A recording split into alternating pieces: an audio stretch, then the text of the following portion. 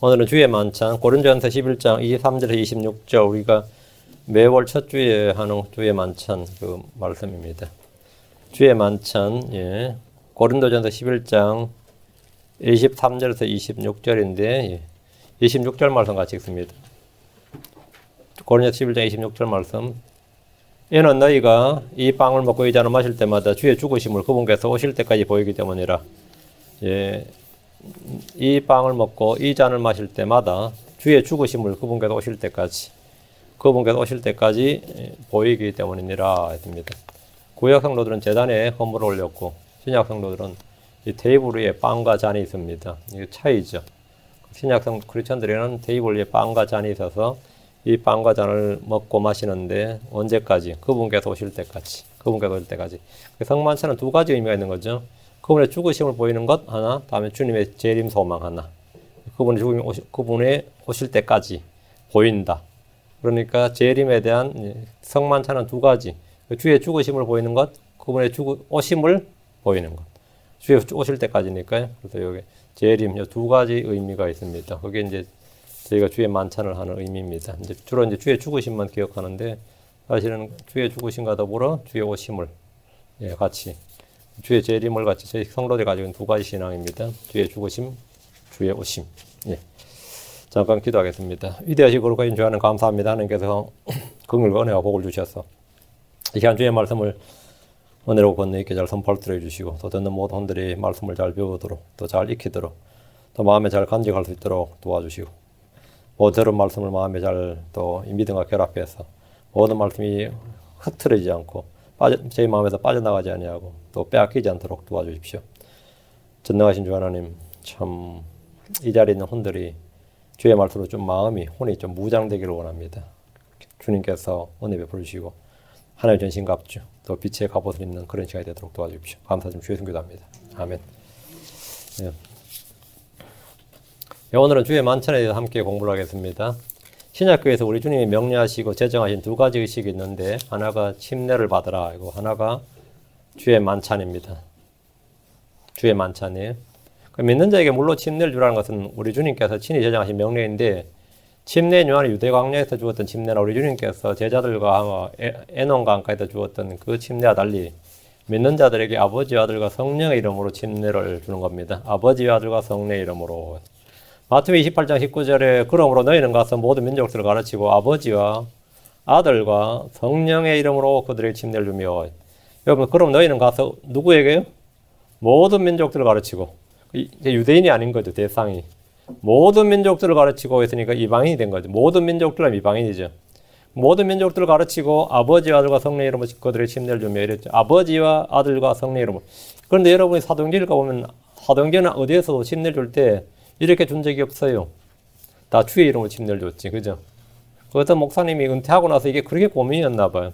마태복음은 분명히 아버지 아들과 성령의 이름으로 침례를 주라고 되어 있는데 사도행전 어디에도 보니까 사도행전 2장에서부터 아버지 아들과 성령의 이름으로 침례를 준 예가 안 나오는 거죠. 전부 다 뭘 줬죠? 주의 이름으로 침례를 줬어요. 그래가지고 엄청 고심을 하다가 저희 집에 와가지고 이야기를 하시더라고요. 그 사모님 와가지고 오셔서 내가 모든 민족들을 가르치고 침례 누구한테 주죠? 가르치고 나서 모든 민족들이 주는 거죠. 이방인들한테 줄 때 이렇게 주고 유대인들한테 줄 때는 사도행전은 유대인들이 줬으니까 유대인들 줄 때는 뭐라고요? 주의 이름으로 침례를 주고 유대인들은 이미 아버지와 성령 믿고 있었어요. 예수님만 거부했지. 그러니까 주의 이름으로 침례를 주면 돼요. 그리고 이방인들은 아버지, 아들과 성령이 다 없었어요. 그래서 당연히 아버지, 아들과 성령의 이름으로 그들이 침례를 줘야 됩니다. 딱 구분하면 된다고. 근데 많은 분들이 이 구분을 안 하는 거죠. 구분을 안 하는 거예요. 구분 안 하니까 헷갈리게 되고 부딪히게 되고 어렵게 되고 있습니다. 아무것도 아닙니다. 지금 대부분의 개신교에서 세례를 행하는 것은 성경과 전혀 맞지 않습니다. 세례를 행하는 것은 성경과 전혀 맞지 않습니다. 주님께서 침례를 주랬지 세례 주러 하지 않았어요. 세례는 침례가 아닙니다. 약식이라는 그런 말은 거짓말이에요. 침례 약식이 세례라 그러는데 그런 말은 있지도 않은 거짓말이에요. 세례는 침례가 아니에요. 예수를 믿는다고 하면서 아무 생각 없이 침례에 순종하지 않는 크리스천들 역시 주의 명령을 거역하고 불순종하고 있는 겁니다. 뭐 전에 세례 받았는데 하면서 침례 안 받는 분들 있죠. 그거 다 불순종하는 거예요. 전에 했으면 됐지 뭐. 전에 했으면 됐지. 전에 뭐 받았는데 세례 받았지 뭐. 한 거 아니에요. 하여튼 불순종이에요. 마가복음 16장 16절에 믿고 침례를 받는 자는 구원을 받으려니와 믿지 않는 자는 정죄를 받으리라. 믿고 침례를 받는 자는 구원을 받으려니와 믿고 주님께서 여기 침례를 받는 자를 사이에 싹 집어넣었죠. 물론 침례 안 받는다고 구원 못 받는 것도 아닌데 그죠? 믿고 침례를 받는 자는 구원을 받으려니와 믿지 않는 자는 정죄를 받으리라. 이렇게 말씀하신 대로 침례는 주께서 믿는 자들이 받도록 행하도록 주신 명령입니다. 이는 구원의 조건이 아니라 구원을 받은 자들이 믿고 침례를 받는 거예요. 안 믿고 침례 받으면 안 돼요. 침례 받고 구원 받는 그런 거 없습니다. 믿고 나타난 뭐 해야 된다고요? 침례를 받는 자는 구원을 받으려니와 했단 말이죠. 그 침례란 뭐냐? 예. 구원의 조건이 아니라 구원받은 후에 순종해야 될 의무입니다. 침례는 우리의 죄를 제거하는 것이 아니라 선한 양심이 하나님을 향하여 응답하는 겁니다. 베드로 3장 21절에 나오는 말씀이에요. 크리스천들에 주어진 또 한 가지 명령은 이제 침례를 받았어요. 다음 주의 만찬입니다. 침례는 단회적으로 한 번 행하면 끝입니다. 그러나 주의 만찬은 주께서 오시는 그날까지 행해야 됩니다. 침례는 내가 그리스도와 함께 죽은 것을 장사 지내는 것이고 만찬은 주의 죽으심을 그날까지 보이는 겁니다. 침례는 내가 죽었다는 거고 만찬은 주께서 죽으셨다는 거죠. 그 의미가 정반대죠. 영적 의미가 전혀 다릅니다. 침례는 내가 그리스도와 함께 죽은 것이고 만찬은 주께서 우리를 위해 죽으신 것이고, 그래서 영적 의미가 다릅니다. 주의 만찬에 대해서 오늘 살펴볼 겁니다. 예수님께서 배반당하시던 그 밤에 제자들과 함께 식사를 하셨습니다. 이것은 우리가 흔히 주의 만찬, 성만찬, 최후의 만찬, 뭐 다양하게 이런 거 갖다 붙인 거 있죠. 주로 뭐 주의 만찬, 성만찬, 또는 뭐 최후의 만찬 이렇게 하지만 최후의 만찬이라는 것은 이제 주님께서 이 땅에 다시 마지막 저녁 식사였으니까 최후의 만찬 그런데 정확하게는 주께서 제자들과 함께한 유월절 만찬이었습니다. 그 성경적 명칭은 유월절 만찬이죠. 유월절 만찬이었는데 마태복음 26장 2절, 마가복음 14장 1절 두 구절을 봅니다. 때는 유월절 이틀 전이었습니다. 유월절 이틀 전에 주님께서 마태복음 26장 2절 너희가 아는 대로 이틀이 지나면 유월절이라. 이틀이 지나면 유월절이니까 지금 며칠이라는 거죠? 12일이죠. 14일이 유월절이에요. 13, 14. 이틀이 지나면 유월절이라. 사람의 아들이 배반을 당해 십자가에 못 박히리라 하시니라. 그러니까 주님께서는 지금 뭘 준비하시는 거죠? 죽음을 준비하는 거죠. 이틀이 지나면 유월절이잖아요. 사람의 아들이 배반을 당해 십자가에 못 박히리라 죽는단 말이잖아요. 그럼 그 사이에 뭐 해야 됩니까? 유언해야 되죠. 유산 정리해야 됩니까? 뭐 해야 돼요? 응? 죽기 전에 뭐 그냥 좀 놀아야 돼요. 예수님은 이틀 후 6월절이면 자신이 십자가에 못 박힌다고 말씀하셨습니다. 주님은 자신의 죽음을 미리 알고 준비하고 계셨습니다. 유대의 수제사장과 서기관들도 이날 똑같은 뭐 계획이 있었어요. 주님을 잡아 죽일 계획을 꾸미고 있었습니다. 마가복음 14장 1절 똑같습니다. 이틀이 지나면 6월절과 무교절이라. 이틀이 지나면 뭐라고요? 6월절과 무교절이더라. 6월절이 14일이고 15일이 무교절이에요. 근데 이제 6월절도 누룩 없는 빵을 먹기 때문에 똑같이 6월절 무교절 이렇게 연속되는 거예요. 이틀이 지나면 6월절과 무교절이더라. 수제사장들과 서기관들이 그분을 흉계로 붙잡아 죽일 방도를 구하였으나 예수님은 죽을 준비를 했고 이 사람은 죽일 준비를 한 거죠. 이틀 전에. 예수님은 죽을 준비를 하고 사람들 죽일 방도를 구하고 있었으니까 주님께서 이틀 뒤면 이렇게 된다는 걸 아시는 거죠. 예수님은 죽으실 준비를 하셨고 수제사장과 장로들은 예수님을 죽일 준비를 하고 있었습니다. 주님은 죽으시기 전에 제자들과 함께 유월절을 지키겠다고 하시면서 모두가 함께 식사를 했습니다. 이날은 유월절 예비일입니다. 마태복음 26장 19절 20절에 제자들이 예수님께서 자기들이 정해주신 대로요 자기들이 정해주신 대로 행하여 유월절을 예비하니라 준비하니라 이 말이에요. 유월절을 예비하니라. 이제 저녁이 됐습니다. 13일 밤이에요 지금 이게. 그분께서 그 12과 함께 앉으시니라. 흔히 성만찬이라 부르는 저녁 식사이고 주님이 죽으시기 전에 이 땅에서 마지막 저녁 식사, 이 땅에서 드신 마지막 저녁 식사라든지 최후의 만찬 이렇게 말하는데 때는 아비벌 13일입니다. 13일 밤이. 이날 주께서 6월절 만찬을 하셨고 새 상속 언약을 선포하시고 제자들의 발을 씻긴 후에 올리브산으로 찬송가를 한 곡 부르고 올리브산으로 올라가셔서 기도하셨어요. 주께서 이 밤에 또 체포당하셨습니다. 그리고 14일 아침 일찍이 빌라도에게 재판을 받으셨고 밤새는 이제 대제사장한테 갔다가 안나스 가야바 다음 헤롯한테 갔다가 빌라도한테 갔다가 헤롯 이렇게 왔다 갔다 하셨다가 이제 아침에 이제 마지막으로 빌라도에게 재판을 받아 그게 아침 6시였어요. 빌라도에게 재판을 받으시고 십자가에 못 박히셨고 그날 묻히셨습니다.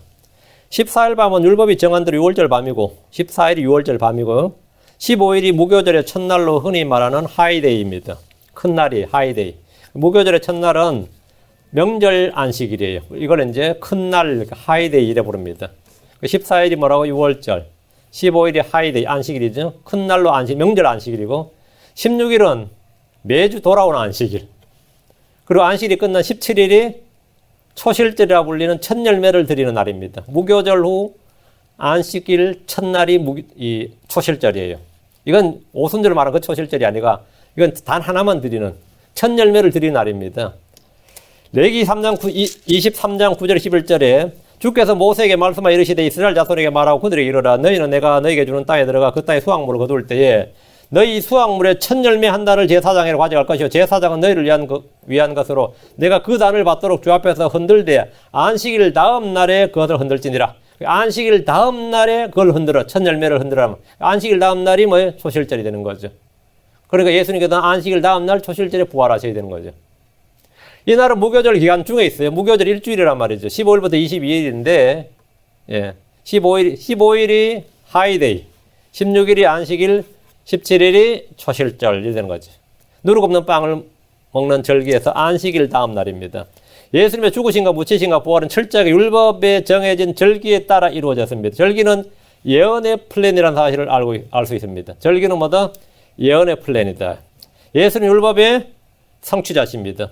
예수님은 6월절 어린 양으로서 잡혀 죽으셨고 6월절 어린 양이 죽는 바로 그 시각에 정확한 그 시각에 십자에서 다 이루었다.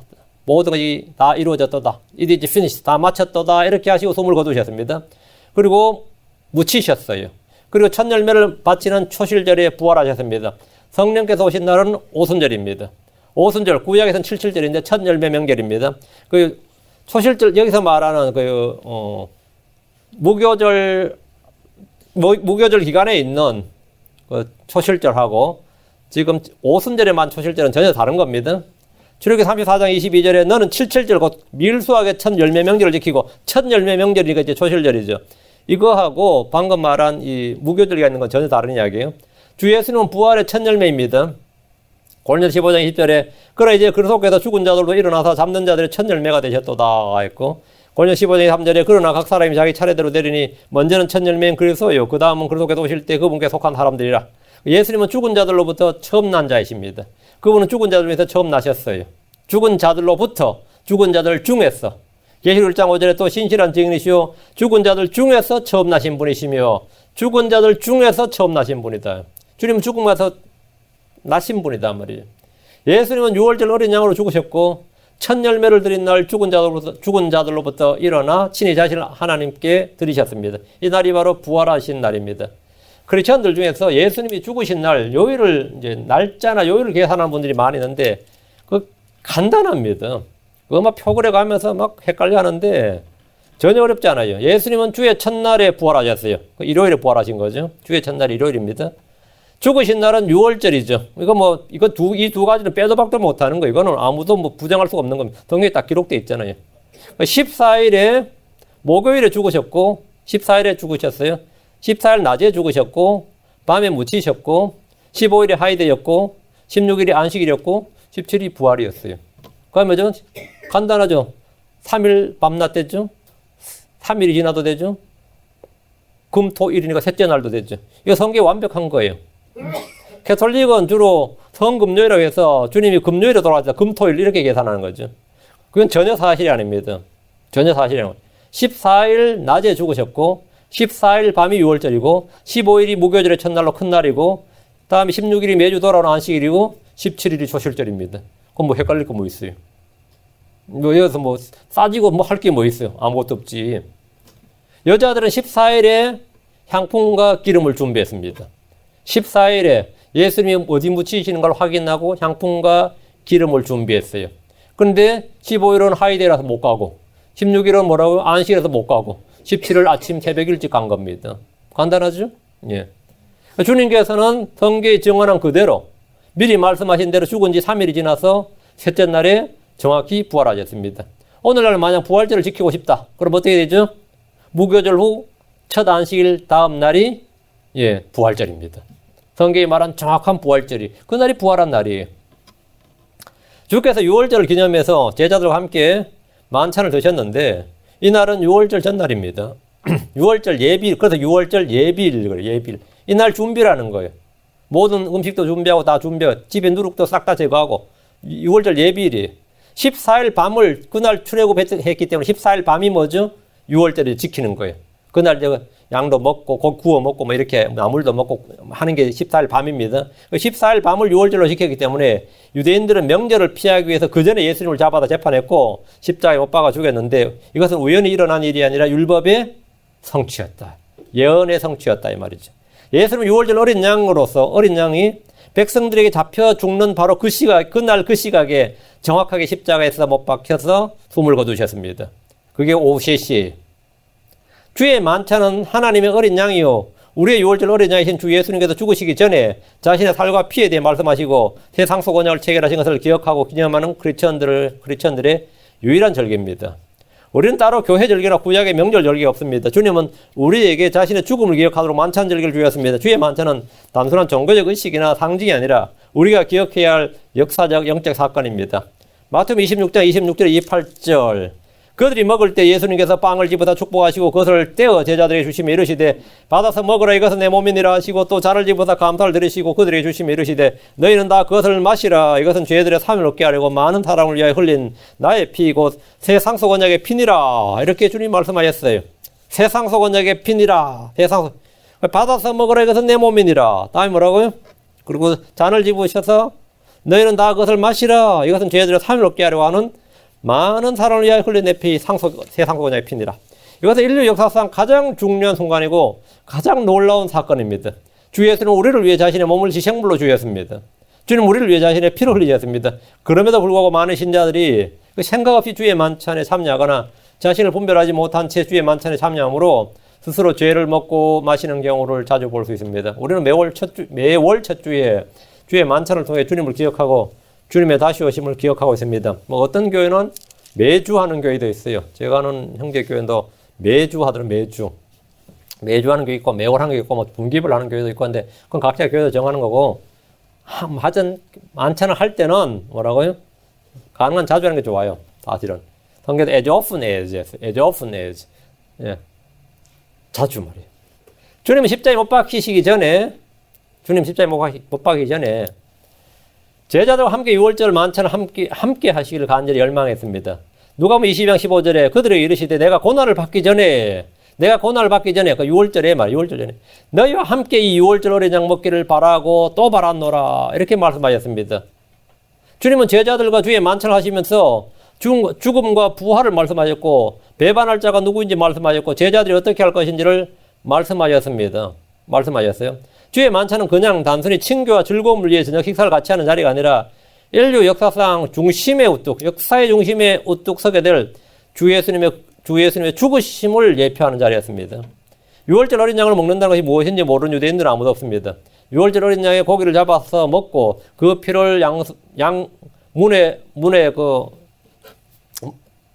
양쪽에 문설주 그리고 임방에 바른 날은 400년간의 이집트의 종살이를 청산하고 영광스러운 자유와 해방에 이른 날이었습니다.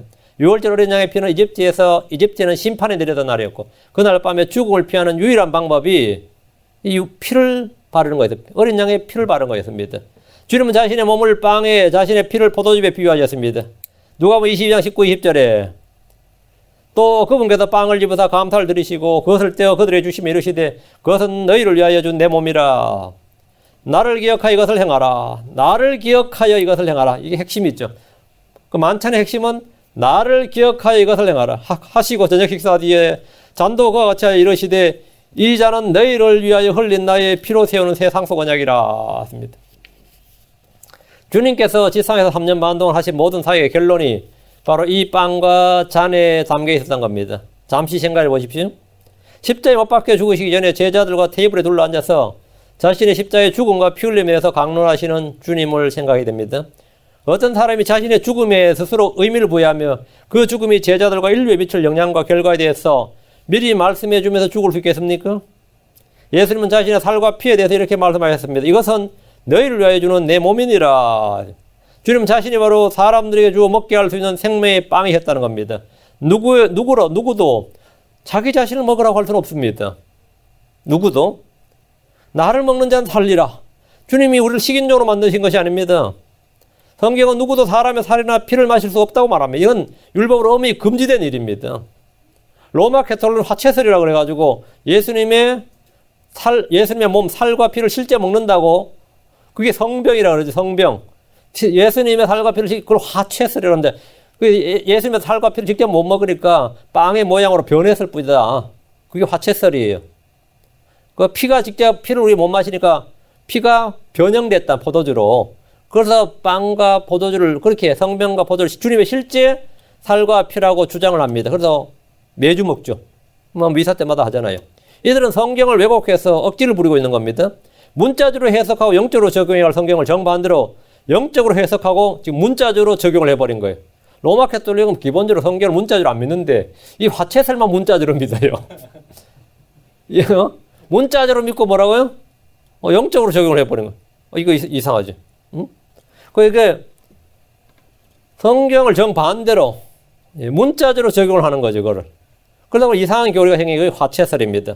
요한복음 6장에는 주님이 친히 사람들 앞에서 성만찬의 의미를 가르쳐 주시는 장면이 있습니다. 요한복음 6장인데 다 같이 요한복음 6장 48절. 요한복음 6장 48절. 예. 요한복음 6장 48절. 내가 곧 그 생명의 빵이로다. 너희 조상들은 광야에서 광야에서 만나를 먹어서도 죽었거니와 이것은 하늘로부터 내려오는 빵이므로 사람이 이것을 먹으면 죽지 아니하리라. 나는 하늘로부터 내려온 살아있는 빵이니 사람이 이 빵을 먹으면 영원히 살리라. 자, 여기 언더라인. 나는 하늘로부터 내려온 살아있는 빵이니, 나는 하늘로부터 내려온 살아있는 빵이다. 리빙 브레드란 말이지.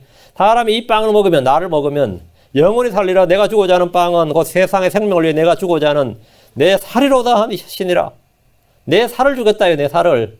주님께서 자신의 육체, 자신의 몸을 주겠다는 거예요. 어디에? 십자가 위에서.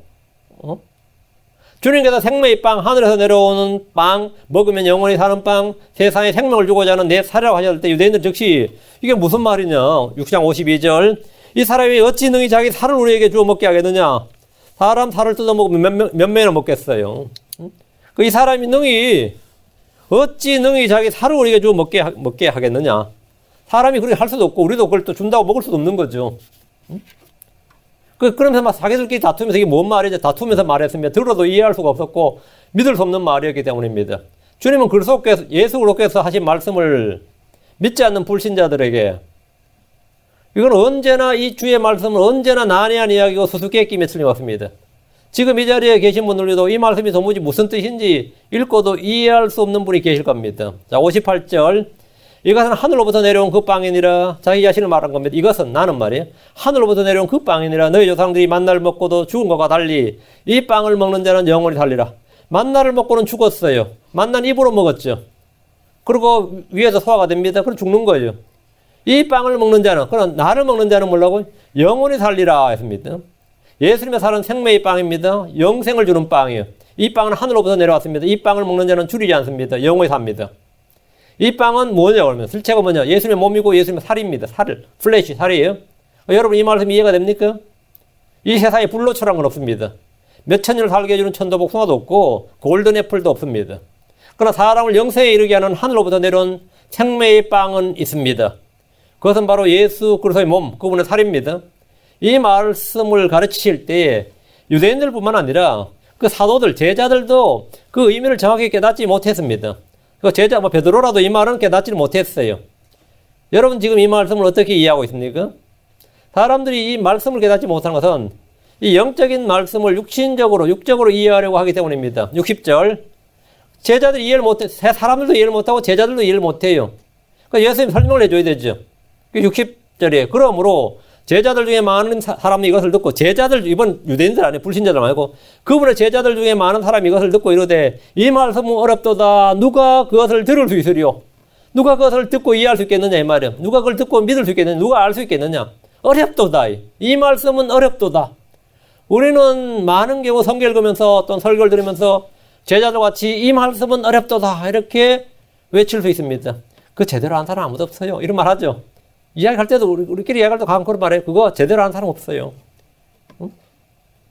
이들은 하나같이 영적인 말씀을 육신적으로 받았기 때문입니다. 주님은 이들의 마음을 아시고 설명을 해주셨는데 63절 말씀의 답이 바로 여기 있습니다. 살리는 것은 영인이 육은 아무것도 유익하게 하지 못하느니라. 내가 너에게 이런 말들은 지금 생명의 빵이니 하늘로부터 내려온 빵이니 뭐 살이니 피니 피를 마시라. 이런 말들은 뭐라고요? 내가 너에게 이런 말들은 곧 영이요 생명이니라. 이건 영이요 생명이다. 내가 너에게 생명이니라.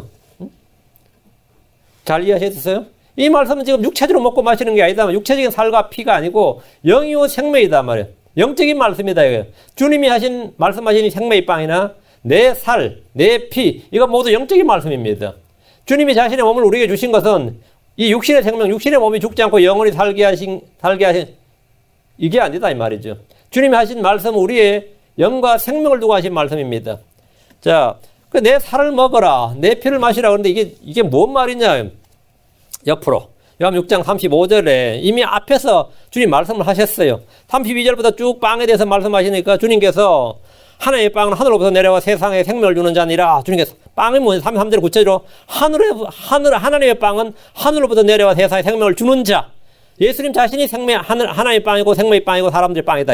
그때 그들이 그분께 이럴 때 주여 이 빵을 항상 우리에게 주소서. 만나 주시든지 우리에게 주소서. 이래요. 항상 우리에게 주소서. 그럼 끝난 거 아니에요. 그죠?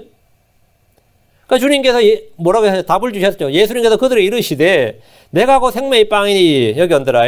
내게 오는 자는 결코 줄이지 아니할 것이요 나를 믿는 자는 결코 목마르지 아니하리라. 내게 오는 자는 결코 줄이지 아니할 것이요. 이 빵을 먹으면 뭐라고 줄이지 않는 거죠? 내게 오는 자는 결코 줄이지 않는 거. 이 빵을 먹으면 줄이지 않는댔잖아요. 이 빵을 먹으면 영원히 산다고 했어요. 내게 오는 자는 결코 줄이지 않을 거. 이거 먹는 거예요. 빵이죠. 빵을 먹는다는 뜻은 뭐죠? 내게 오는 자는이죠. 내게 오는 자는 이게 뭐죠? 빵을 먹는 방법이에요. 내게 오면 안 줄이냐? 그건 빵을 먹었단 말이잖아. 내게 오는 자는 이게 뭐죠? 빵을 먹는 자는 결코 줄이지 않는다. 그다음 나를 믿는 자는 결코 목마르지 아니하리라. 주님께서 내 피를 마시는 자는 그랬죠. 피가 내 참된 음료라 했잖아요. 음료를 마시는 방법은 뭐죠? 나를 믿는 자는이죠. 그게 마시는 건 뭐죠? 믿는 거예요. 먹는 거는 뭐죠? 오는 거예요. 이거 이해됩니까? 이해 안 돼요. 안 돼, 골치 아픈데. 예수님 빵을 먹는 거는 뭐죠? 내게 오는 자는 이게 먹는 거라고. 내게 오는 자는 결코 줄이지 아니할 것이요. 했으니까, 줄이지 않는다 했으니까 먼저 빵을 먹은 거죠. 내게 오는 자는이 뭐죠? 내게 오는 자는 이게 뭐요? 살을 먹는 자고, 나를 믿는 자는 결코 목마르지 아니하리까. 이건 뭐죠? 피를 마신 거지. 피를 마셨다는 말은 뭐죠? 나를 믿는 거지. 예수를 믿는 자는 피를 마신 거고 예수님께 온 거는 뭐죠? 빵을 먹은 거예요. 지금 그게 52절 53절이에요. 지금 그게 요한복음 6장 52절 53절 왼쪽에 설명이 있었어요. 그런데 지금 계속해서 유대인들은 그 빵 우리에게 달라고. 그 빵 우리가 먹고 마실 수 있죠. 그 빵 우리에게 달라. 네 살을 어떻게 먹냐? 주님께서 53절 54절 다시 요한복음 6장 53절 54절 예수님께서 그들에게 이르시되 진실로 진실로 내가 너희에게 이르노니 너희가 사람의 아들의 살을 먹지 아니하고 그의 피를 마시지 아니하면 사람의 아들의 살을 먹지 아니하고 내게 오지 아니하고 그의 피를 마시지 아니하고 나를 믿지 아니하면 너희 속에 생명이 없느니라. 이거 이해됩니까? 오케이. 54절 누구든지 내 살을 먹고 내게 오고 내 피를 마신 자는 나를 믿으면 그에게는 뭐라 영원한 생명이 있나니 마지막 날에 내가 그를 살리라. 내 살은 참으로 양식이요 내게 오는 자는 뭐라고? 양식을 먹고 내 피는 나를 믿으면 참으로 음료이니 내 살을 먹고 내 피를 마시는 자는 내게 오고 나를 믿는 자는 내 안에 거하고 나도 그 안에 거하느니라. 이해가 착 되죠? 그렇지. 여기 오는 사람들은 이게 딱 돼야 돼요. 아니면은 만찬하면서도 그냥 포도주가 100% 맞냐 아니죠? 그러고요. 뭐 이런 거. 또 일반 교회 가면 이거 포도를 어디서 따가지고 발효가 잘 안 됐니? 큰 교회 가면 여집사님들 하는 일이 주로 포도 가을 잘 익은 거 고래고 포도주 따는 게 큰 사역입니다. 이게 우리 1년 동안 만찬했을 포도주 담그는 것도 큰 사역이에요. 해보셨어요? 요즘 다 사서 쓰나? 사서 쓰면 대부분 다 발효라서 잘 담아야 되잖아. 근데 발효 안 시켜요? 다 시키지. 그렇게 담아도 다 발효되는 거지. 발효시키고 하려면 엄청난 기술이 필요합니다. 예. 어쨌든 이 의미, 주님께서 하신 말씀은 그러니까 주님께서 하니까 제자들이 하도 못 알아들었어요. 못 알아들으니까 주님 계속 이거 지금 6장 계속 그 이야기야. 응?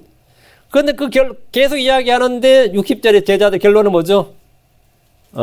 이 말씀 어렵도다. 누가 그들 알아들을 수 있으려 결론이 그랬어요.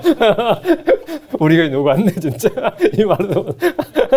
이 말씀 어렵도다. 누가 그들 알아들을 수 있으려.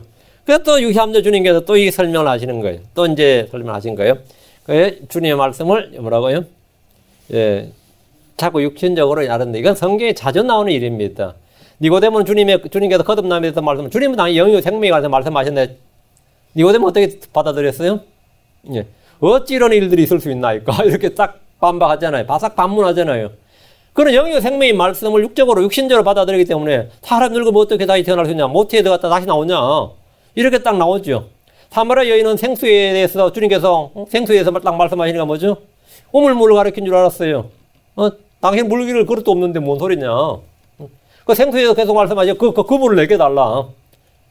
이렇게. 마찬가지로 생명의 빵에 대해서 주님 말씀하시자 사람들은 모두 육신이 먹는 빵으로 생각했습니다. 그래서 우리에게 그 빵을 주소서 이러는 거예요. 아직도 여러분 이 말씀이 어렵습니까? 이거 듣고 어려우면 이제 뭐 답이 없다 진짜. 주님은 지금 우리의 영을 살리기 위해서 자신을 십자가에 내어주실 것을 말씀하시고 계신 겁니다. 그리고 자신이 어떤 죽으로 죽는다? 피 흘려 죽는다 이거예요. 지금 그 이야기 하신 거죠? 예. 누구든지 십자가에 못 박혀 죽으신 예수 그리스도가 예수님이 그리스도시고 하나님 아들이시고 참 하나님입니다. 이 사실을 믿고 그분께 나와서 그 사실을 믿고 시인하면 영원한 생명을 얻는다는 말씀입니다. 하늘에서 내려온 생명의 빵이란 바로 우리에게 영생을 주시기 위해 육신이 되신 예수를 말하는 겁니다. 주님이 그 몸으로 우리를 위해 친히 죄를 담당하시고 우리를 대신하셔서 저주가 되심으로 누구든지 그분을 믿는 자마다 구원을 얻고 영생을 얻습니다. 이런 영적 진리와 사실을 함축한 것이 바로 우리가 주의 만찬에서 행하는 빵과 잔을 마시는 거예요. 이제 이번 주에도 우리 주의 만찬이 5월달 주의 첫 주니까 주의 만찬이 있는데 이런 영적 진리와 사실을 정확히 여러분 이해하고 의미를 알고 그냥 먹고 마시는 게 아니라 의미를 알고 해야 돼요. 고린도서 11장 24절 26절 저희가 늘 이제 할 때마다 읽는 구절이 겁니다. 복음서에서 주님이 행하신 만찬을 사도 바울이 이제 참석 안 했어요. 그때 사도 바울이 이제 불신자였다고. 근데 사도 바울을 통해서 이 주의 만찬의 정확한 의미가 계시가 되었습니다. 고린도서 11장 24절 26절 다 같이 펴서 읽습니다. 우리 동중 가서 물 한 잔 떠오고 고린도서 11장 24절 26절 동전 너무 열중해서 못 듣는데요. 오늘 11장 24절 26절 감사를 드리신 뒤에 그것을 떼시고 이르시되 그것을 빵이죠. 그것을 떼시고 이르시되 받아서 먹어라. 이것은 너희를 위하여 찢긴 내 몸이니 찢긴 여기 언더라인 하시고 너희를 위하여 찢긴 내 몸이니 나를 기억하여 이것을 가라. 주님 지금 안 찢기셨어요. 아직 전날이야. 그렇죠.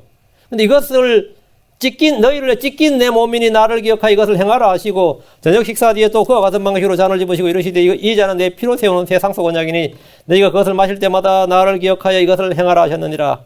나를 기억하여 이것을 행하라 하셨느니라. 이는 너희가 이 빵을 먹고 이 잔을 마실 때마다 주의 죽으심을 그분께서 오실 때까지 보이기 때문이라. 오실 때까지 보인다. 주님께서 빵을 떼셔서 이것은 너희를 위하여 찢긴 내 몸이니라 이렇게 하셨는데 달리 해석이 필요 없습니다.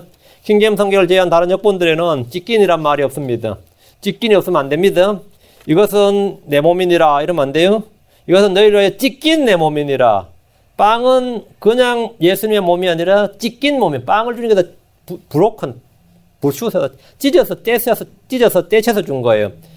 주님께서 어떤 죽음인지를 보는 거죠. 킹제임 성경을 제외한 다른 역본들은 찢긴이란 말이 없고 그냥 또 받아서 먹으라 이것도 없어요. 여러분 개역 성경 읽는 분들은 이 부분을 못 읽는 거죠. 받아서 먹으라 이것도 없어요. 안 받으면 어떡해. 주의 만찬은 단지 그분의 죽으심과 피를 통해서 그분을 기억하는 역사적 사건을 해상하는 데 있는 것이 전부가 아닙니다. 뒤에 이 잔을 마실 때마다 주의 죽으심을 그분께서 오실 때까지 보이기 때문이라. 이 말씀대로 만찬은 주의 오심과 재림을 기다리는 의식입니다. 만찬은 주의 재림을 기다리며 크리스천들이 하는 의식으로 우리 주님께서 친히 제정하신 것입니다. 주의 죽으심만 있고 재림이 없다면 죽으시면 그 제사 지내는 거랑 같은 거죠. 그게 기념식이 되는 거예요.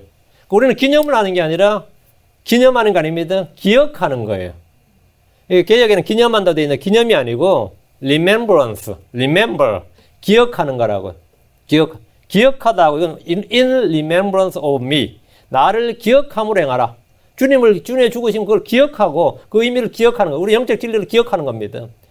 우리 이 만찬을 통해서 그리스도의 복음을 기억하는 거예요. 주님께서 죽으신, 성경 기록대로 죽으신, 우리 예를 위해 죽으신 것과 무시하다가 부활하신 것을 기억하는 거죠.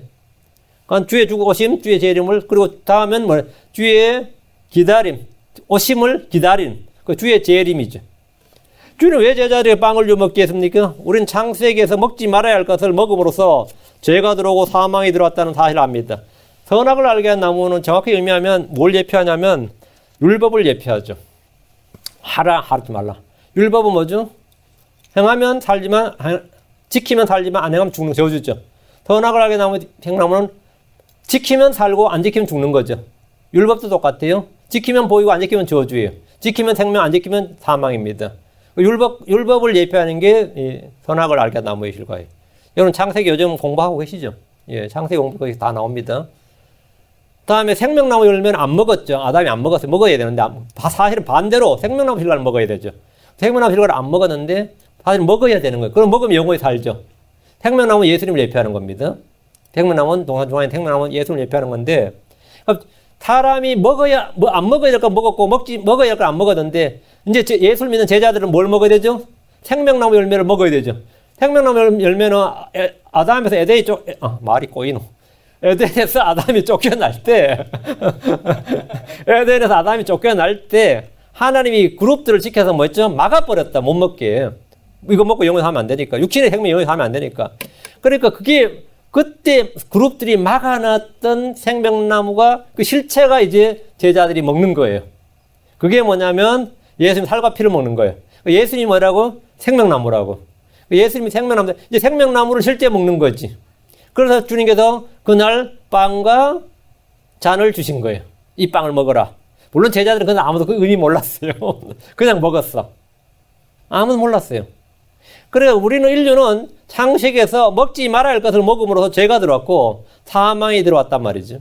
아담은 먹으면 영원히 살게 되는 생명나무 열매를 먹지 않고 여자가 주는 금지된 열매, 먹으면 반드시 죽게 되는 선악과를 먹었습니다. 이제 우리는 마땅히 먹어야 할 것을 먹음으로써 죄가 제거되고 생명을 얻습니다. 주의 만찬에서 빵을 먹는 것은 바로 이런 영적 의미를 생각하는 시간이고 주님을 기억하는 겁니다.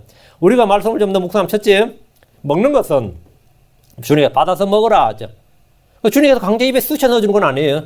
받아서 먹으라. 그런데 안 먹겠다 그러면 어떤 거죠? 주님은 주셨어요. 받아서 먹으라 그러면 받는 사람이 뭐죠? 물이든 빵이든 뭐든 주님이 주시는 거란 말이에요. 그러면 내가 받아서 먹는 거예요. 먹는 것은 개인적인 행위입니다. 집단적 단체 명령을 받아서 먹는 개인적인 행위예요. 먹는 것은 누가 대신 먹어줄 수가 없습니다. 마찬가지로 생명의 빵은 누가 대신 먹어줄 수가 없습니다. 대신 먹어줄 수가 없다. 믿음은 대신 믿어줄 수가 없는 거예요. 그럼 부모가 자식을 위해서 대신할 수 없는 겁니다. 마누라 남편에서 남편이 자식을 위해서 이거 마누라에서 대신할 수가 없어요. 먹는 것은 지극히 퍼스널이 개인적이다 이거. 그리고 이건 인격적인 겁니다. 받아서 먹어라. 그럼 감사합니다. 먹는 거, 받는 거. 이 받는 거예요. 그걸 receive. 그걸 뭐다? 우리말로 어려운 말로 영접한다. 그래요. 엄청 어려운 말입니다. 그냥 받는다 그러는데 받는다. 받는 거예요. 둘째, 먹는 것은 먹는다. 주님께서 받아서 먹으라 했잖아요. 생존의 필수 요건이 먹는 겁니다. 먹지 않고 살 수 있는 사람은 없습니다. 반면 먹지 말아야 할 것을 먹으면서 자신을 파멸로 몰고 가거나 죽는 사람도 있습니다. 그 어린애들 병원 가면 제일 처음에 하는 말이 뭐죠? 의사가 제일 처음 묻는 말이 하나 있어요. 뭐 먹었어요? 그래요. 못 먹을 걸 먹었냐? 이거부터 묻는 거죠. 뭐 먹었어요? 예, 뭐 특별한 거 먹었냐? 이거요. 뭐 먹었냐? 이거. 왜? 먹는 걸로 대부분 다 먹어와요. 사람의 모든 질병 대부분은 먹는 거죠. 가족력이란 말은 유전적인 것도 있지만 또 하나 뭐죠? 한 식탁에서 매일 같은 걸 먹으니까 한 사람이고 그 병이 있으면 다른 사람도 그 병이 있을 가능성이 높다 그러죠. 그게 뭐냐면 평생 같은 걸 먹었다. 그 집에서 잘 먹는 게 있다고. 그러면 그걸로 생긴 몸의 질병 뭐 이런 게 있을 수 있단 말이에요. 그래서 그걸 가족력이라고 그래요. 응? 먹는 걸로 먹지 말아야 할 것을 먹으면서 자신을 파멸로 몰아가거나 죽는 사람이 있습니다. 어쨌든 사람이 먹어야 산다는 것은 영원한 진리입니다. 음식을 앞에 두고 잡담을 한다고 배부르지 않습니다. 음식의 성분을 분석하고 음식의 효능에 대해서 모든 지식을 얻었다고 해서 살 수 있는 게 아닙니다. 그런 거 안 해도 먹으면 살아요. 입에 넣고 씹어서 소화를 시켜야 됩니다. 마찬가지로 생명의 빵에 대해서 토론하고 논쟁하고 뭐 신학적인 논쟁을 하고 지식을 얻었다 해서 우리의 영적 생명이 사는 것이 아닙니다. 우리는 영이요 생명의 말씀을 매일 먹어야 됩니다. 먹어야 살아요. 예수로는 모든 사람에게 생명의 필수 요건이다. 잘 먹으면 살아요.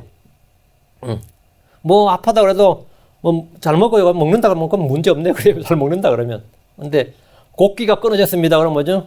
죽을 때 됐다는 뜻입니다. 먹고 싶지 않아요. 노인들 중에 제일 무서운 게 그겁니다. 안 먹고 싶다고. 혹시 여러분 그런 분 있어요? 한번 굶어보세요. 안 먹고 싶은지. 그럼 먹고 싶으면 정상인 겁니다. 그렇지? 먹는 것은 나의 필요에 대한 반응입니다. 먹는 것은 나의 필요에 대한 반응이. 배고픈 사람이 음식을 찾습니다. 배고픔을 느끼거나 기력이 떨어지지 않는 사람은 음식을 찾지 않을 겁니다. 마찬가지로 나의 영혼이 갈급하고 흑이지 않는 사람은 말씀을 먹는 일에 관심을 기울이지 않습니다. 그 사람은 지금 굉장히 심각한 상태예요. 넷째, 먹는 것은 밖에 있는 것이 내 안에서 필요한 에너지로 변환되는 겁니다.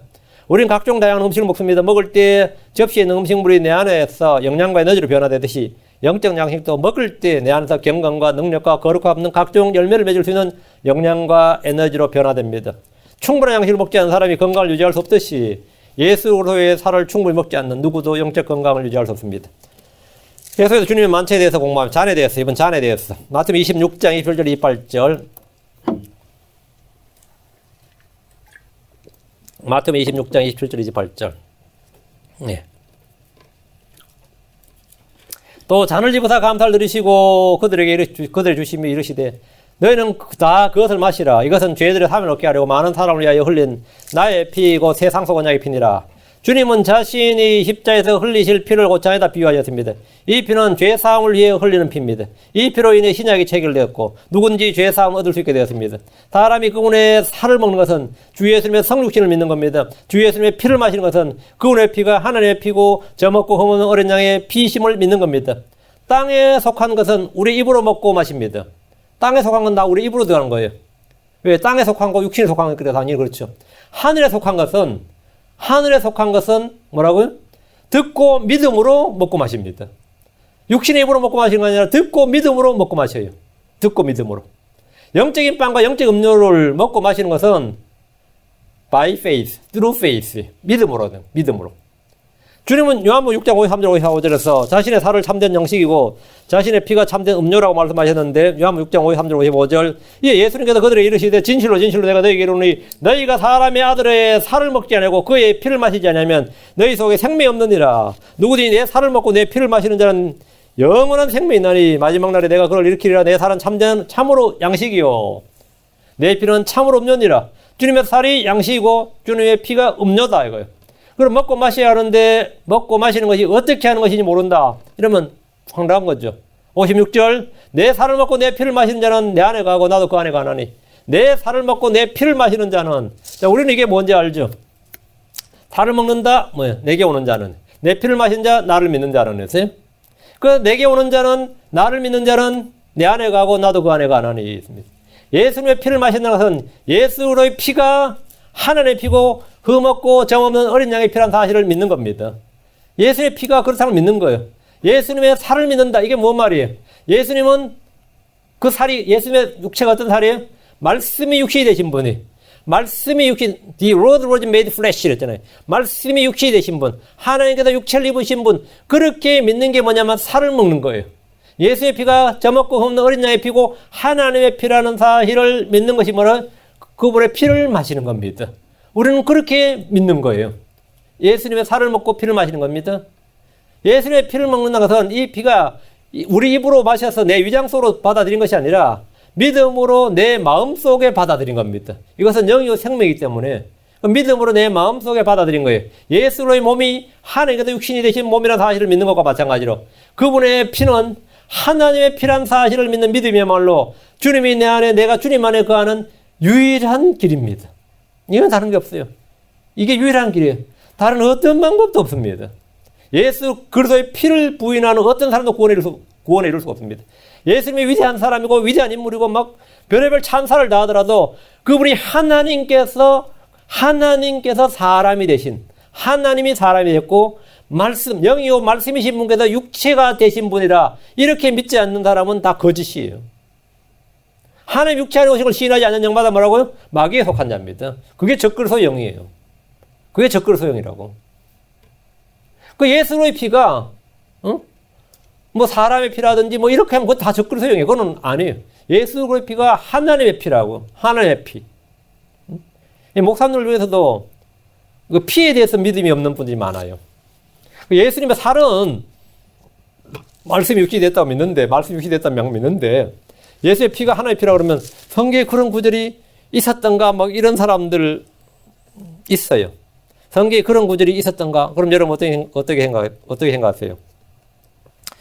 그런 구절이 있어야, 당연히 성경에 있습니다.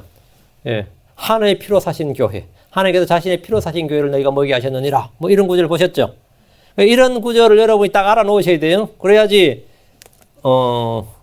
있죠? 이렇게 말할 수 있지. 하나님께서 자신의 피로 이런 구절을 딱 말씀을 해야 돼요. 그러므로 너희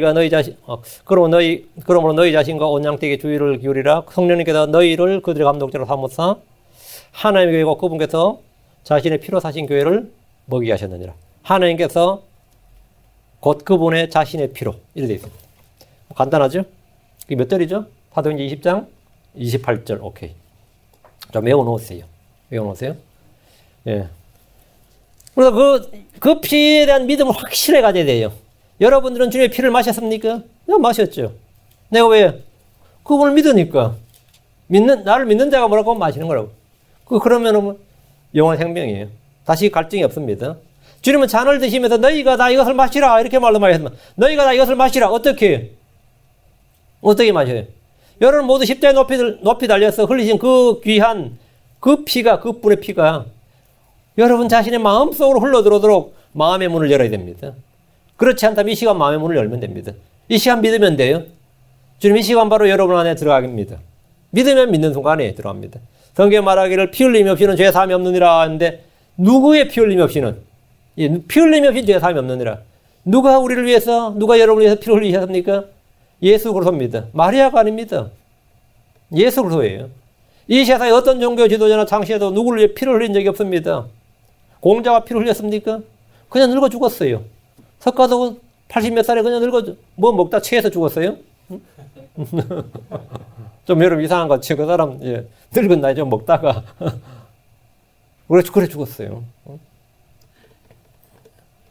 오직 주 예수 그리스도만이 저와 여러분의 죄를 위해 피 흘려 돌아가셨습니다. 성경 말하기를 에베소 1장 7절에 우리가 그 사랑하신 자 안에서 그의 풍성한 은혜를 따라 피를 통하여 대속 곧 죄들의 용서를 받았도다. 은혜를 따라 그분의 풍성한 은혜를 따라 피를 통하여 곧 죄들의 용서를 받아. 피를 통하여. 예수 그리스도의 피는 대속의 피요 죄들을 용서하는 사면의 피입니다. 우리가 용서받는 근거는 내가 잘못을 빌고 고행을 했고 하나님 앞에서 선행을 쌍으로 평생 동안 다른 사람들에게 도움을 주며 살았기 때문이 아닙니다. 바로 주님이 나를 위해 흘리신 피 때문에 용서를 받는 겁니다. 여러분이 오늘 아침이 아니면 지난 몇 주 동안의 죄와 허물로 가득 찬 그런 삶을 살았다면 이 피를 근거로 주님께서 나를 위해 흘린 피를 근거로 용서를 구하면 됩니다. 우리가 지은 모든 죄는 그 피를 통해 남김없이 깨끗하게 제거됩니다. 깨끗이 씻음 받아요. 피로부터 우리 죄를 씻습니다. 피로 우리 죄로부터 우리를 씻습니다. 요한일서 1장 7절에 그분의 아들 예수 그리스도의 피가 우리를 모든 죄에서 깨끗하게 하시느니라. 모든 죄에서 우리를 깨끗하게 하시느니라. 이게 현재로 되어 있어요. 클렌지스 이렇게 현재로 딱 봐. 그분의 아들 예수 그리스도의 피가 우리를 모든 죄에서 깨끗하게 하시느니라.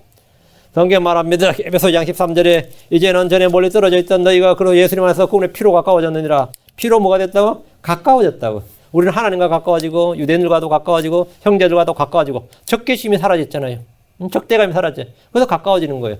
크리스천들이 제일 좋은 게 왜 크리스천 부부가 되라고 하는지 아세요? 일반 사람들은 결혼하면 부부가 관계도 항상 그 벽이 있습니다. 그럼 그 사람은 뭐라 그러냐면 성격 차이다 그러기는 아니면 뭐 평생을 다른 환경에서 자라왔기 때문에 뭐 몇십 년 어떻게 할 수 없는 거 아니냐 이러지만 그 사실은 가까워지는 이 인티머시, 이 블러드 인티머시가 없는 거예요. 내가 예수 그리스도의 피가 있고 이 사람이 예수 그리스도의 피가 있으면 뭐가 있다고? 친밀감이 있어요. 끌어당기는 힘이 있다고. 그래서 친밀감이 있어요. 그래서 상대방의 경계심이나 적개감이 없고 가까워졌다고. 그래서 이 크리스천 부부들하고 넌 크리스천 부부는 아니면 한 명 크리스천이고 한 명은 아닌 사람. 이거는 완전히 그 부부 관계가 달라요. 근데 오늘날 근데 크리스천들은 왜 그래 이혼 많이 하냐? 가짜들이거든요. 간단해요. 가짜들이거든요. 그냥 교회에서 예식한다고 크리스천 부부가 아닙니다. 가짜들이라서 그래요. 거의 내가 평생을 내가 한 30에 결혼했다 치면 30년을 따로 살고 다른 환경과 다른 가치관을 살았다 하더라도 그 자기 딱 뭐라 그러지 한국말로? 일본 말씀 이상한데 아다리가 딱 맞는다는 게 뭐지? 짝이 딱 맞는다 말이지. 그게 딱 맞는 게 뭐 때문이냐면 그걸 blood intimacy. 예수로의 피로 말미암아 딱 가까워지는 거예요. 그게 그건 친혈육보다 더 가까워지는 거지. 친혈육보다. 물론 정신없는 애들이 사랑이라 그러고 난리지만 그건 아무것도 아니고요. 그건 한번 틀어지면 그냥 원수보다 더 나빠져요. 이게 예수의 피로 말미암아 그분의 피로 가까워졌느니라. 여러분 한번 다시 자세히 생각해 보세요. 내가 지금 내 남편이 내 마누로 나와 그런 관계인가 이렇게 한번 생각해 봐요. 이게 가짜 아닌가? 이게 가짜 아닌가? 예수 그리스도의 피는 원수를 화목하게 하는 피입니다. 원수를 화목하게 하는 피예요. 여러분 가운데 서먹서먹하거나 거리낌이 있거나 함께하고 이 사귀가 함께하고 싶지 않는 그런 거리감 있는 사람이 있을 거예요. 있죠? 이 시간 예수로의 피를 적용해 보셔야 됩니다. 피는 물보다 진합니다. 도저히 하나가 될 수 없는 유대인과 이방인의 벽을 허물어서 하나가 되게 하는 것이 바로 그리스도의 피입니다.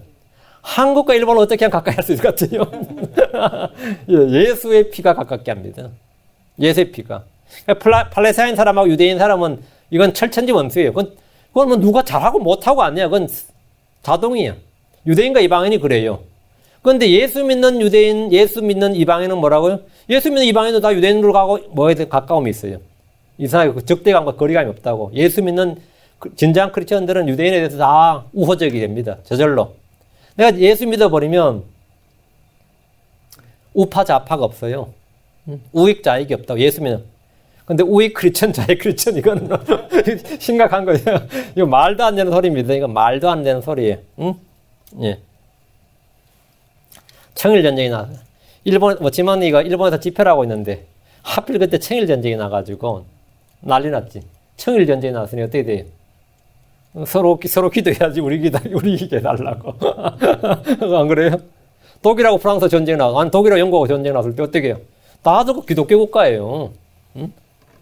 다들 서로 이기게 해달라고 기도해야지. 서로 이기게 해달라고 하면 맨날 기도하고 누구 가면 하나님 누구 기도 들어줘야 돼요. 응? 야, 전쟁은 주께 속한 것이니 하면서 기도해야 될 거 아니야. 승리하게 주시옵소서 하고. 물론 나는 한국하고 북한하고 남한하고 북한하고 전쟁 나면 남한 이기게 해달라고 기도할 겁니다. 당연히 두말하면 잔소리고. 응? 중국하고 일본하고 붙었던 중국하고 일본하고 붙었던 중국하고 한국하고 붙었던 어디하고 붙어도 다 마찬가지인데 침략 전쟁을 했든 당하든 간에 무조건 이기게 해달라고 기도하죠. 왜? 이게 우리가 자기 소속이 있으니까. 근데 이제 오시면 이거 이제 집회하다 그래 되니까 기도를 해야 되는데 대표 기도 하는데 딱 그랬어요. 나는 일본 이기길 위해서 기도하지 않고 중국 이기길 위해서 기도하지 않고 이 전쟁으로 말미암아 하나님의 몸된 교회가 상하지 않도록 하나님의 몸된 교회 그리고 그래서 지체된 형제들이 상하지 않기를 기도합니다. 이렇게 아주 명문의 기도를 했어요. 듣는 사람 전부 후견해지도록. 응? 우리는 왜 땅에 뭘 갖고 있지 않은 사람들이기 때문입니다. 우리는 땅에 뭘 갖고 있지 않아요. 응? 그럼 또 난리 칠 사람이겠지만 우리는 별로 정치적이지 않습니다. 우리는 크리스천들로서 이 땅과 이 세상에 대해서 그다지 큰 적을 갖고 있지 않습니다. 영원히 미국이 계속해서 1등 국가 될 필요도 없고 한국이 계속해서 그렇게 살 필요도 없고 이 땅은 아무것도 아닙니다. 이 땅은. 그냥 우리가 지금 이 시대에 살고 있다 보니까 좀 그런 거지. 사실은 영혼의 관점에서 보면 하나님의 경륜의 관점, 예언의 플레이에서 보면 아무것도 아니에요. 때가 찬 경륜을 생각해 보면 참 우리 시각이나 사고가 진짜 굉장히 좁은 거죠. 예. 근데 원수를 사랑하게 하고 내 이웃을 내 몸과 같이 사랑하게 하는 것이 바로 뭐냐? 그리스도의 피예요. 이게 왜 이 피가 뭐라고요? 화목하게 하는 피다. 화평의 피란 말이에요. 화평의 피. 형제와 화목하지 못한 사람은 성격 문제가 아닙니다. 이 피가 결여된 사람이, 피에 대한 믿음이 결여된 사람이에요. 여러 오랫동안 그리스도의 피를 입고 지내고 있다든가, 이 피에 대한 믿음이 없다든가, 그러면 분명히 불화가 터져요. 그 피를 마시는 생활에 지금 게으르단 말이죠. 우리 온몸에 피가 부족하다면 뭐가 되나요? 피의 순환이 부족해서 당연히 문제 터지죠. 우리는 빈혈을 일으키거나, 우리 몸이 당연히 빈혈을 일으키거나, 손발이 저리거나, 머리 거지러워서 제대로 생활할 수가 없을 겁니다. 그럼 병원 가면 다니고 그러죠. 뭐 헤모글로빈 수치가 부족하네요. 뭐 철분이 부족하네요. 그러죠. 요즘에 그런 애들, 우리 어릴 때는요. 꼭 월요일 아침 되면 꼭 교장 선생님 훈화 말씀에서 정교생들 훌쳐놓고는 그럼 꼭 한두 명 쓰러져요. 훈화 말씀 하는데 해가 뜨거우니까 그럼 차례 자세로 열중시어 자세로 서서 듣다 보면 옆에서 퍽퍽 쓰러진 애들이 있어요. 다들 뭐가 부족해가지고. 그러면 이제 한참 눕혀놓으면 이제 괜찮은데 우리가 겁먹지 그때는 진짜로. 그래서 자주 그러니까 그러니 싶더라고요. 자주 그러니까 이제 나중에 쓰러져도 그러려니 싶더라고요. 저희 어릴 때에도 영양 부족한 애들 굉장히 많았어요. 영양 실조가 굉장히 많았어요. 그러다 보니 체육회도 퍽퍽 쓰러진 애들 많았고, 서울 사는 애들은 모르려나? 시골 애들만 그랬나? 저희 때 그랬었어요. 막 퍽퍽 쓰러졌어요. 그러니까 뭐냐, 피가 부족하단 말이에요. 그 빈혈만 일어나도 그래요. 빈혈은 어지럽잖아요. 정신 못 차리죠. 손발이 저리거나 머리 거지러서 제대로 생활할 수 없는데, 열이 만약 그 상황이 운전대 잡고 이럴 때 프레이에서 그랬다 한번 생각해 보세요. 완전 뒤집어지는 거지, 이거는. 여러 사람 죽이는 겁니다. 프레이에서 그렇다면. 그러면 음주 측정에도 안 나오고, 마약 측정에도 안 나오고, 나중에 영양 부족이네, 그러면. 이게 진짜 황당한 거죠. 철분 부족이네, 뭐 이러면은. 마찬가지로 예수 그리스도의 보혈에 대한 믿음의 부족은 그리스도의 몸된 교회가 넘어지고 제대로 활동하지 못하게 하고 어지럽게 하고 정신이 못 차리게 합니다. 주님은 만찬을 제정해 주신 것은 이것을 통해서 잔을 마실 때마다 이 피에 대한 믿음을 새롭게 하시고 이것을 기억하고 상기시켜 주는 겁니다. 여러분 매월 첫 주에 마시는 잔은 종교의식이 아닙니다. 우리 교회 하는 게 종교의식이 아닙니다. 여러분이 잔을 마시면서 이 피를 기억하고 교회 모든 지체들과 더욱 가까워지고 주님께 더 가까이 나아가야 하는 겁니다. 성경 말씀합니다. 골로새 1장 10절에 그분의 십자가의 피를 통해 화평을 이루사 모든 것 땅에 있는 것들이나 하늘에 있는 것들이 그분으로 말미암아 자신과 화해하게 하셨음이니라. 그분으로 말미암아 자신과 화해하게 하셨음이니라. 그러니까 이제 하나님과 원수관계나 두려운 적이 아니라 화해, 화목, 화평이죠. 예수 그리스도의 피는 화평의 피입니다. 세상에 어떤 죄인도 하나님과 화평이 없습니다. 하나님은 그들을 미워하시고 원수지간이에요. 사람들은 하나님을 정오하고 난 지금까지 이 세상에서 한 번도요 마귀 새끼 욕하는 죄인은 본 적이 없습니다. 이 빌어먹을 마귀 새끼 뭐 이런 사람은 거의 본 적이 들은 적 별로 없는 것 같아요. 그런데 하나님 이럴 수 있습니까? 이런 건 많이 들어봤어요. 사탄이 이럴 수 있냐 뭐 이런 거 들어보셨어요? 그런 건 없어요. 미국에서 욕할 때 뭐 지저스 크라이스트라는 욕은 많고 오 마이 갓 이건 많아도 오 마이 사탄 이런 사람 봤어요? 그런 건 없다고. 하나님에 대한 뭐가 있는 거죠? 적대감이 있는 거예요. 모든 죄인들 하나님에 대한 뭐가 있어요? 적대감이 있다. 적대감이. 사탄에 대한 적대감이 뭐예요? 사탄 자기 아버지라고. 마귀의 자녀들이고 악한 자에 속해 있고 거기 있으니까 자기 보스, 자기 아버지를 욕할 수 없는 거 아니에요. 근데 크리스천은 당연히 반대죠. 우리는 이제 이 망할 놈 마귀 새끼 이것도 장난치네. 크리스천 입에서 가끔 나와요. 크리스천들 보면 가끔 간에 또 마귀가 장난치네. 또 마귀가 해코지하네. 그 자연스럽게 나온다고 입에서. 하나님이 아니라 마귀가 나오는 거죠. 응? 왜? 누가 이제 적인 거죠? 적을 아는 거예요. 크리스천은 적을 아는 거죠. 우리 하나님 이러실 수가 있습니까? 그럼 여러분 그러면 안 돼요. 욥도 전부터 그걸 몰랐던 게 사탄의 존재에 대해 잘 몰랐어요. 욥도 그렇고 욥의 친구들도 그렇고. 그들의 대화가 욥기 30 몇 장이에요. 그 38장 그때 갈 때까지 사탄의 존재가 별로 안 나와요. 사탄에 대해서 별로. 왜? 사탄이 이렇게 했을 수 있다는 없는 거예요. 거기에 대해서 생각을 못 한 거지. 계속해서 하나님이 욥을 이렇게 했다. 친구들은 다 그렇게 생각했어요. 하나님께서 욥을 이렇게 했다. 욥은 하나님이 나한테 그렇게 했다면 그건 잘못된 거다. 그렇게 해서 막 싸운 거예요. 그 하나님에 대한 영적 지식이 없는 거죠. 그 죄인들은 하나님과 화평의 관계가 될 수가 없습니다. 예수를 믿기 전까지. 예수님을 믿기 전까지 하나님과는 뭔가 껄끄러운 관계고 대적하는 관계고 원수지간입니다. 예수 그리스도의 피가 없이는 어떤 수단과 방법을 다 동원해도 하나님과 화평할 수가 없습니다.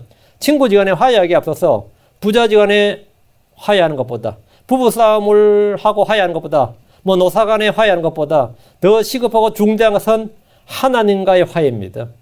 모든 사람이 가장 중요한 건 하나님과 화해예요. 하나님과의 문제를 해결하지 않고 해결하지 않는 인생은 모두가 파멸이고 결국은 파멸이고 영원한 지옥입니다. 주님께서 말씀하신 너희가 다 이것을 마시라. 너희가 다 이것을 마시라. 잔이죠? 주님의 피예요. 주님의 피를 마시는 자마다 하나님과 원수 맺으면 풀어지고 각 사람 위에 접혀있던 저주는 사라지고 정죄도 걷어집니다. 율법의 저주, 율법의 정죄가 다 사라져요. 십자가의 피를 통해 하나님과 화평을 이루면 그 마음 안에 하나님의 화평이 자리 잡게 됩니다. 하나님과 화평하면 하나님의 화평이 자리 잡는다고요. 요한복음 14장 21절에 내가 너에게 평안을 끼치노니 곧 나의 평안을 너에게 주노라. 내가 주는 것은 세상에 주는 것과 같이 아니하리라. 십자가의 피는 화해의 피, 화평의 피인 겁니다. 주의 만찬에서 잔을 마실 때마다 우리는 이 피의 의미를 기억함으로 주님과 모든 사람과 화해를 이룰 수 있습니다. 원수 관계, 어떤 원수도 내가 용서 못할 원수가 없고 화해와 화평을 이루지 못할 원수가 없어요. 그런 사람은 없어요. 이 땅에서는. 다 할 수 있습니다. 옛날에 완전히 그냥 칼부림 날 것 같은 형제 지치였다 하더라도 지금 만나면 웃고 악수할 수 있다고. 왜 그게 가능할 것 같아요? 저도 20년 전, 30년 전 사람 내욕 엄청 했던 놈 지금 새로 만나면 난 그냥 웃고 악수할 수 있어요. 예. 나 그거 없다고 별로. 한번 당해봐야 되는데, 직접.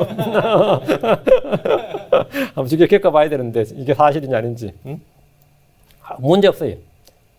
자, 히브리 10장 19절. 그러므로 형제들아, 우리가 예수님의 피를 힘입어 새롭고 살아있는 길로 지성소에 들어갈 담대함을 얻었는데, 예수님의 피를 힘입어. 예수님의 피를 통해 우리는 주님이 계신 보좌로, 왕자로 바로 나아갈 수 있습니다. 지성소는 주님의 거처고 주님의 왕자가 있는 곳입니다. 예수의 피는 어떤 죄인이라 할지라도 주님의 왕자 앞으로 곧바로 나아갈 수 있게 해줍니다. 예수의 피는 하나님을 만날 수 있는 신분증과 같은 겁니다. 예수의 피는 하나님 앞으로 가는 프리 패스예요. 프리 패스. 예, 통행증이라고. 예수님이 흘린 피는 죄를 사면해 주는 것이 아니라 예수님이 흘린 피는 죄를 사면해주는 피고 죄를 씻어주는 피고 깨끗하게 피인데 우리가 주 앞에서 나가는 것은 우리가 행하는 의로운 행위로 되는 것이 아니라 주께서 흘린 피 때문입니다. 주의 만찬에서 마시는 자는 우리를 위해 피를 흘리신 주 예수님을 기억하고 주님께서 오실 때까지 그것을 보여주는 겁니다. 주의 만찬에서 마시는 자는 이것을 하는 거예요. 우리가 이것만 하는 거예요. 예수님의 피는 하나님의 피입니다. 예수님의 피는 권능의 피입니다. 이 피는 하나님의 언약이 우리 안에서 효력 있게 일하게, 그 하나님의 언약의 말씀이 그냥 언약의 말씀이 말로만 그치는 게 아니라 그 말씀이 믿는 우리 안에서 언약이 발효가 되게, effective, 언약이 발효가 되게 하는 거예요. 예수 피를 딱 믿음으로 그 피가 뭐라고? 하나님의 성경에 기록된 모든 언약의 하나님의 모든 말씀이, 약속의 말씀이 내 안에서 뭐라고요? 발효가 되게 되는 거예요. 그 피를 통해서.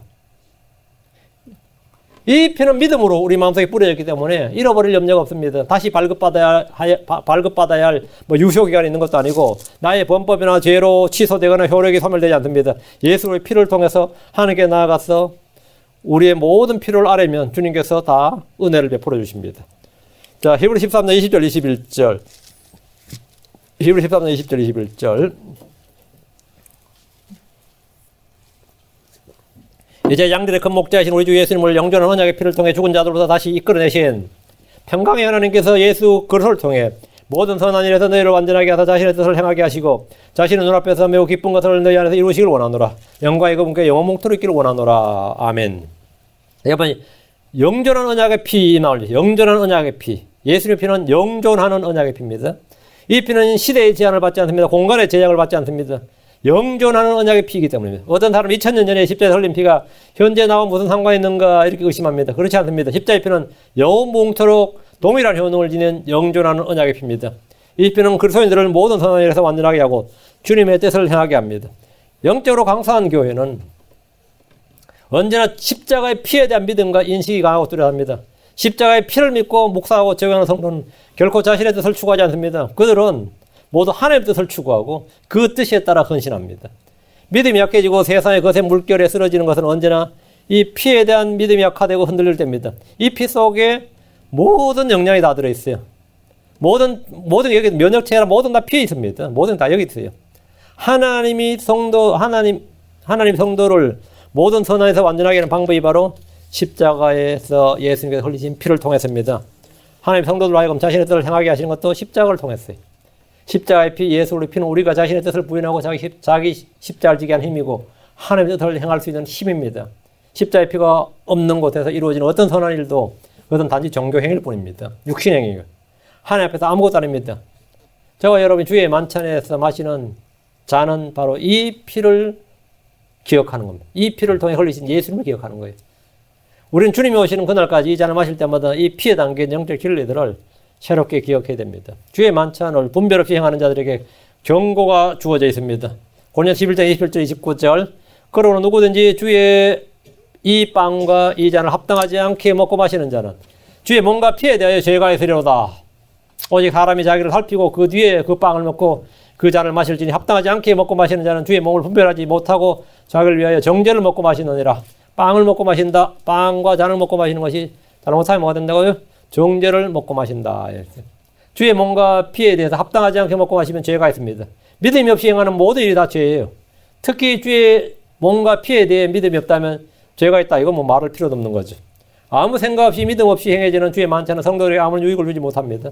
주님의 만찬에 참여할 때는 반드시 위에서 언급한 영적 의미들을 새롭게 기억하기 바랍니다. 주의 만찬은 두렵고 떨림으로 행해야 됩니다. 주의 만찬은 합당하게 먹고 마셔야 됩니다. 주의 만찬은 자기를 살피신 뒤에 그 뒤에 빵을 먹고 잔을 마셔야 됩니다. 간절한 열망을 가지고 행해야 됩니다. 주의 만찬은 주의 죽으심을 보이는 겁니다. 주의 만찬은 주께서 오실 때까지 행하시는 것으로 주의 오심을 열망하는 겁니다. 깨끗한 마음으로 자신을 먼저 살핀 뒤에 그 다음에 행해야 됩니다. 이게 주의 만찬을 행하는 성경적 원칙이에요. 이 만찬을 여러분이 언제나 기억하고 그냥 가볍게 지나가는 보통 교회에서 그냥 만찬 이렇게 지나가는 건데 이 기초 교리를 탄탄하게 여러분이 잘 다져 놓으시기 바랍니다. 자, 기도하겠습니다. 위대하고 거룩한 주하는 감사합니다. 하나님께서 은혜와 복을 주셔서 오늘 선포한 말씀이 듣는 모든 혼들에게 은혜와 복이 되게 하시고 또 이 말씀을 통해서 주께서 우리에게 행하신 모든 일들을 기억하고 주님 오시는 그날까지 이것을 보여줄 수 있도록 해주시고 저희가 바로 그런 증인이 되도록 인도해 주시옵소서. 진리의 말씀이 자유를 주고 진리의 말씀이 참된 평안을 주고 안식을 줍니다. 아버지 하나님 주의 성령께서 저희를 진리로 가르치시고 진리 안으로 인도해 주셔서 저희가 진리 가운데서 진리를 위해서 사는 그런 종들 되도록 도와주십시오. 아버지 하나님 저희가 평생토록 하나님의 말씀을 공부하길 원합니다. 더 많은 깨달음을 주시고 더 큰 믿음을 주시고 또 아버지 저희를 변화시켜 주시고 성장케 해 주십시오. 감사드리며 주의 성기도합니다. 아멘.